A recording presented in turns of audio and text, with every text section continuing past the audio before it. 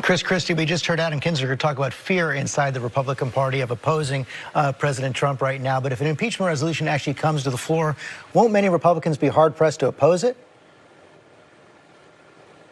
Yeah, listen, I think they're all going to have to vote their conscience and look at what happened. I mean, what we had was an incitement to riot at the United States Capitol. We had people killed. And to me, there's not a whole lot of question here. So, you know. So you think it was an impeachable offense? I've said before, Jordan. Oh, sure. Yeah. And you'd vote to impeach. I think that, you know, well, if I think it's an impeachable offense, that's exactly what I would do, George. But I'm not in there. But you want my opinion? That's my opinion. I think if inciting to insurrection isn't, then I don't really know what is. But I will say, too, that the Democrats, by what they did earlier on Ukraine, have kind of cheapened this a little bit, too. And I think that, you know, these are the type of actions which, you know, this mechanism was put into place for.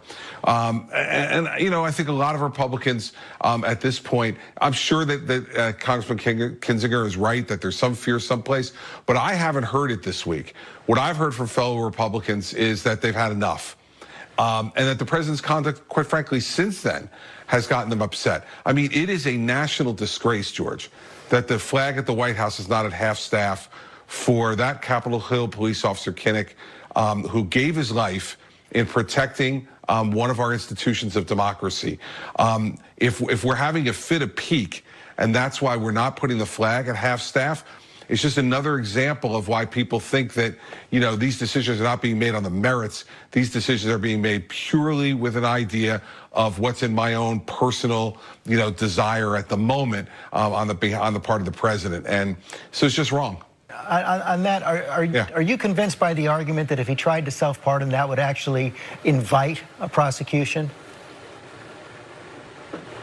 Listen, I think self-pardon at this point is off the table.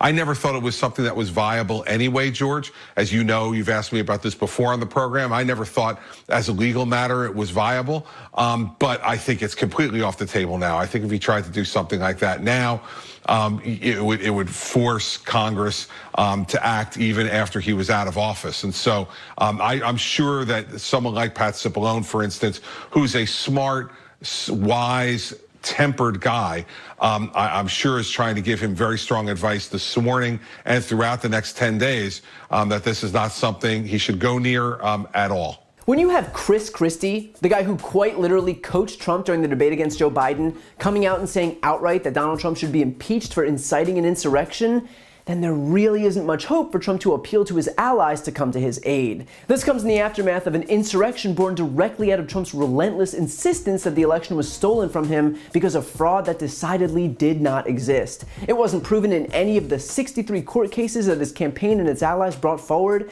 Bill Barr and the DOJ said there was no fraud. Chris Krebs and the DHS's cybersecurity unit said that there was no fraud. Republican governors and secretaries of state said there was no fraud. Voting systems companies said there was no fraud. Recounts and audits confirmed there was no fraud. Even Rudy Giuliani admitted in court that he wasn't alleging fraud. And yet still Trump continued to ramp up these claims and manipulate his supporters, culminating into an insurrection at the Capitol. You could draw a straight line from Trump's words to the violence that occurred in his name. And while some Republicans desperately claim that we need to unify, there won't be any unity until there's accountability. And that starts at a bare minimum with Trump's impeachment. And that's exactly what's happening, as the House reportedly already has 210 co-sponsors for the impeachment resolution put forward by Representatives Jamie Raskin, Ted Lieu, and David Cicilline, where the only article drafted is, quote, incitement of insurrection.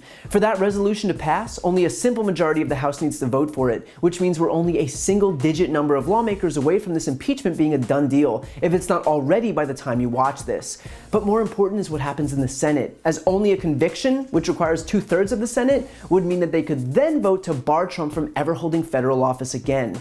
And if that fails to happen, if there's no accountability, then that is a tacit permission structure for others to do the same, to call for violence and incite riots and to have people killed. We've already seen it happen once. You can't cry ignorance if and when it happens again. Now, I do want to call out one thing that Chris Christie mentioned, which is this notion that having impeached Trump for the Ukraine extortion scheme somehow cheapened it because supposedly impeachment was more meant for something like this, which is utter nonsense. You don't get away with crimes because they're not the worst crimes possible. Would Chris Christie let a shoplifter walk free because he's not a murderer? Of course not. Trump extorted a foreign country for dirt on Joe Biden and then orchestrated a top-down, large-scale cover-up to hide his involvement. He abused his power and then obstructed Congress's investigation into that abuse. That is as impeachable as this is. Breaking the law is breaking the law, and the fact that Chris Christie thinks that extortion is somehow permissible isn't doing his judgment any favors here. But regardless of whether you're weighing Trump's previous impeachment or his current one, the point here is obvious, and that is that Donald Trump traffics in lawlessness. He paraded himself around as some type of law and order candidate because all he knows is projection. In reality, he cares about law and order about as much as he cares about spending time with Barron. He pretends to be the law and order candidate just like he pretends to be some evangelical messiah, some savior of God in the White House. Donald Trump, the guy who gave the rich a tax cut, who cut food programs to the hungry, who tried to take healthcare away from seniors and the disabled and low-income Americans, who had an affair while his wife was home pregnant with their son, who incited a violent mob to kill his political enemies. Yeah, just like Jesus would have wanted.